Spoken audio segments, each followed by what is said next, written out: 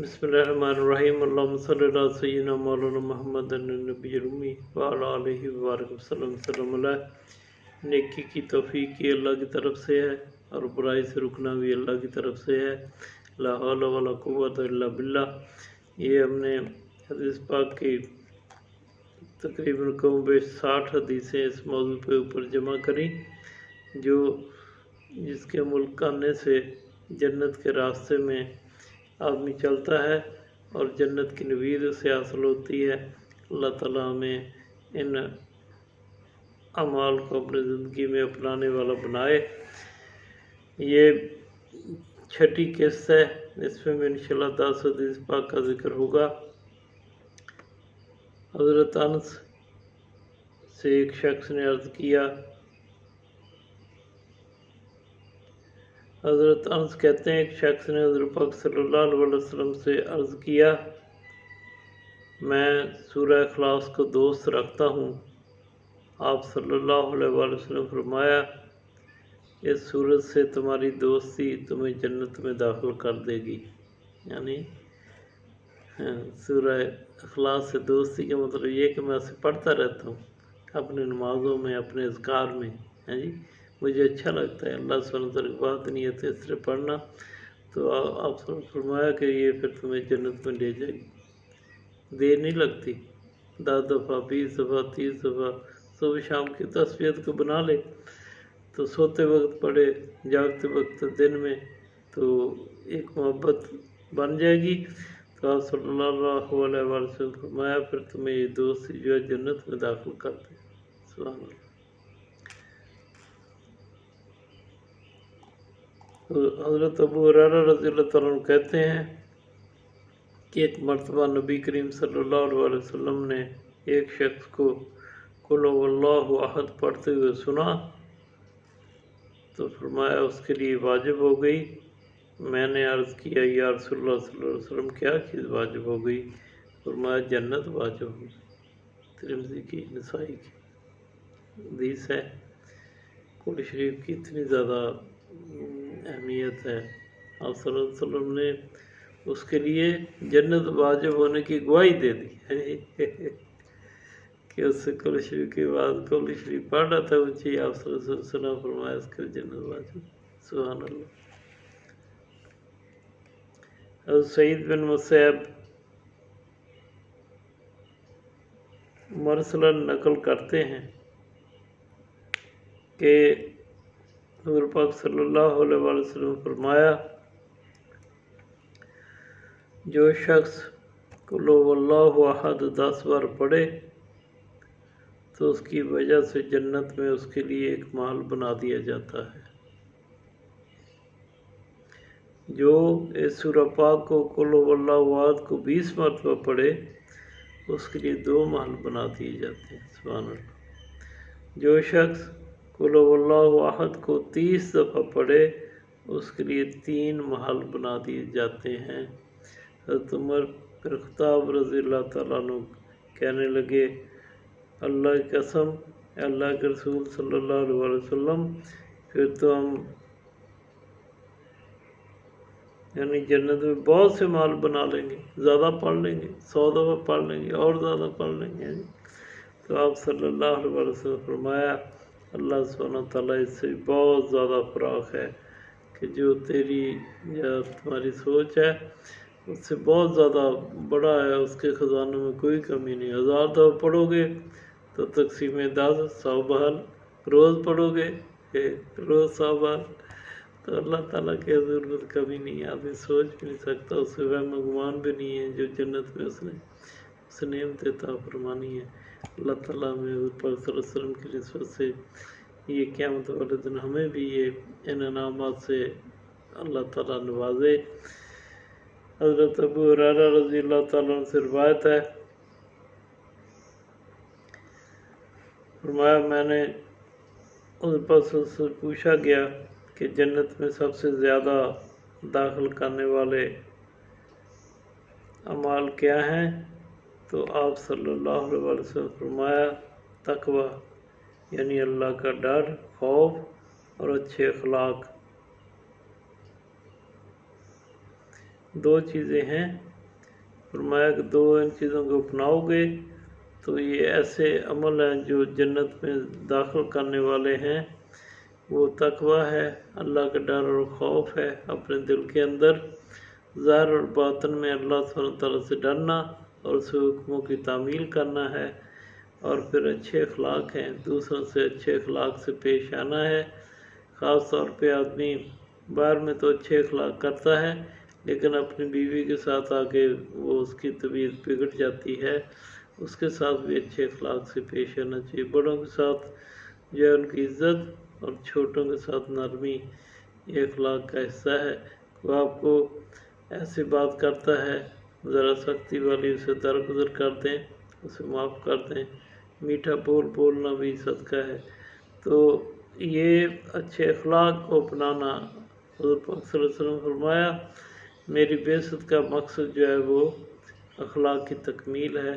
اللہ تعالیٰ ہمیں حضور پاک صلی اللہ علیہ وسلم کی اس جو ان کے اوپر اللہ سبحانہ وتعالیٰ کا احسان ہے، آپ کے خصائص ہیں، تو ان میں اللہ تعالیٰ ہمیں بھی عطا فرمائے۔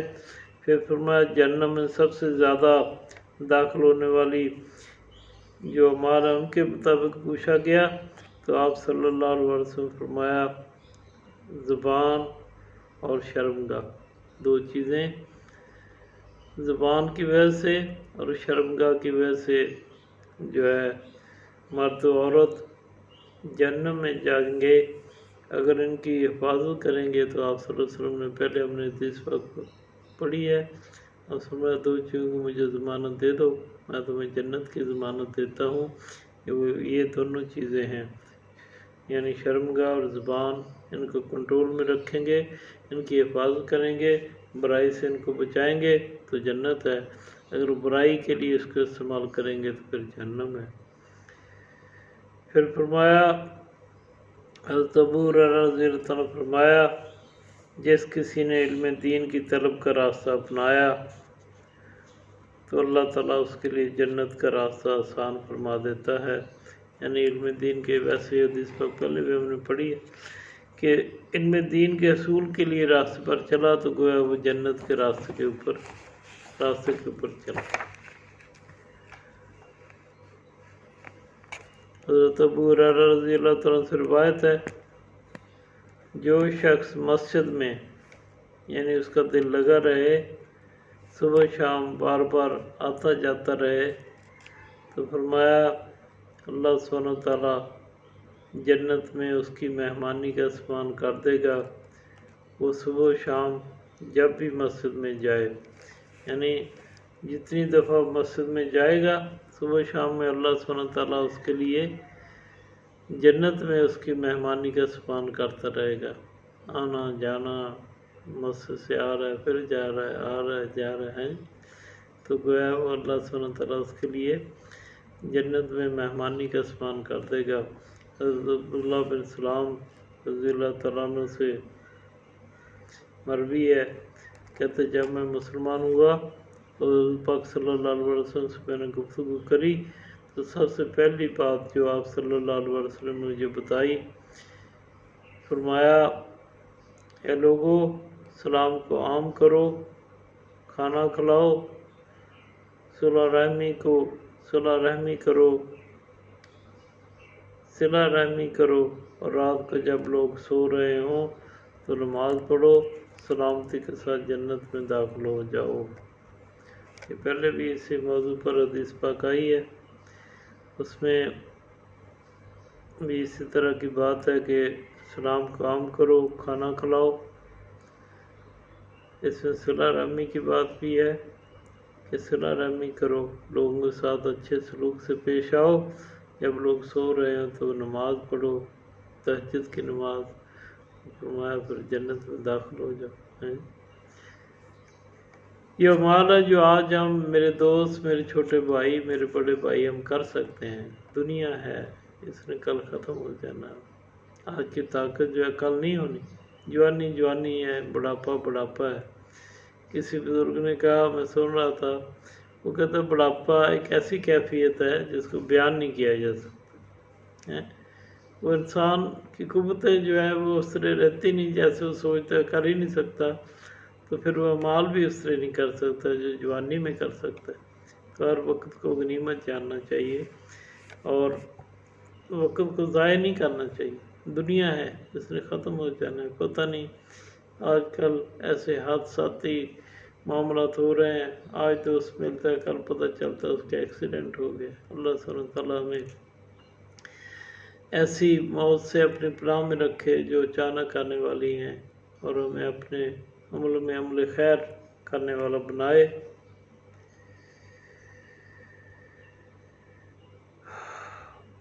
حضرت سیدنا انس رضی اللہ تعالیٰ سے روایت ہے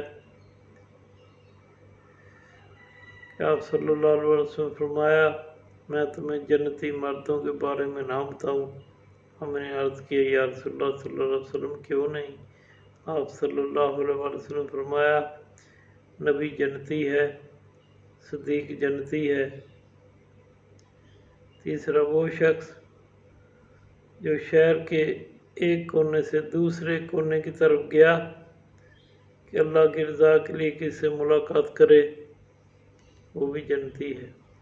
یعنی سفر کر کے جانا کسی دوسرے مسلمان کی زیارت کے لیے، اسے بس اس کی امتی سمجھنے کی نیت سے، صرف اس کی محبت کی، اللہ کی رضا کے لیے اسے ملنے جانا، وہ بھی جنتی ہے۔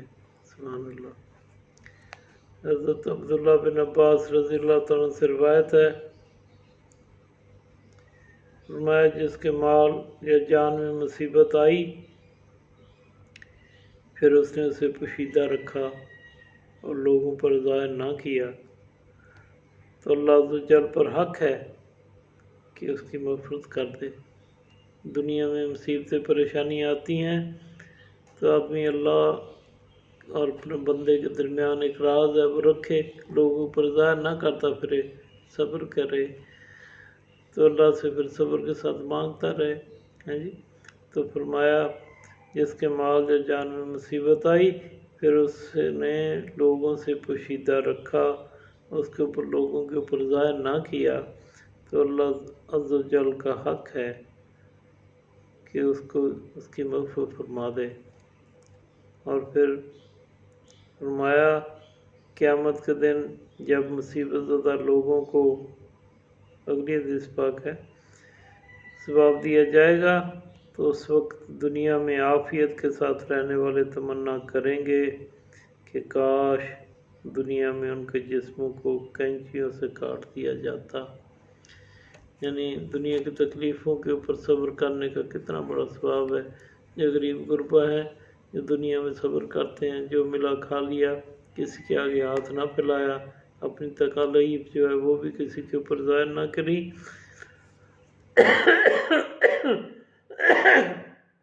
صبر کرتے رہے، تو فرمایا جو دنیا میں پھر عافیت والے جب قیامت والے دن ان کو ثواب ملے گا تو کاش ہم بھی ایسی مصیبتوں میں مبتلا ہوتے ہیں۔ اس سلسلے کی آخری حدیث ہے، اس پاک ہے، فرمایا کہ ایک ایسی عورت تھی فاحشہ، وہ جا رہی تھی، اس نے دیکھا ایک کتا جو ہے کنویں کے گرد چکر لگا رہا ہے، گویا اس نے سمجھا سے پانی کی طلب ہے، ذرا اندر بھی نہیں جا سکتا، اس نے اس کے اوپر رحم کھایا، رحم آ گیا، اپنی چنی کے ساتھ اپنا موزہ باندھ کے کنویں میں ڈالا اور اس سے اس کتے کو پانی پلا دیا، تو اللہ سبحانہ تعالیٰ نے اس کے اس عمل کے اوپر اس کی بخشش فرما دی۔ یہ اللہ کی مخلوق کے ساتھ رحم کرنے کا اجر ہے۔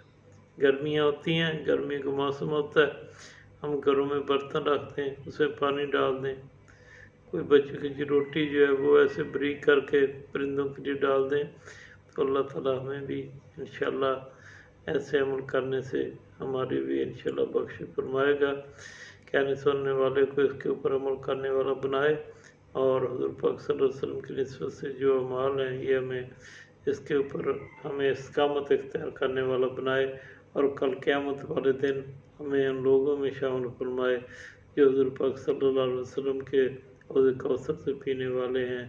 وما علینا الا البلاغ۔ السلام علیکم ورحمۃ اللہ وبرکاتہ۔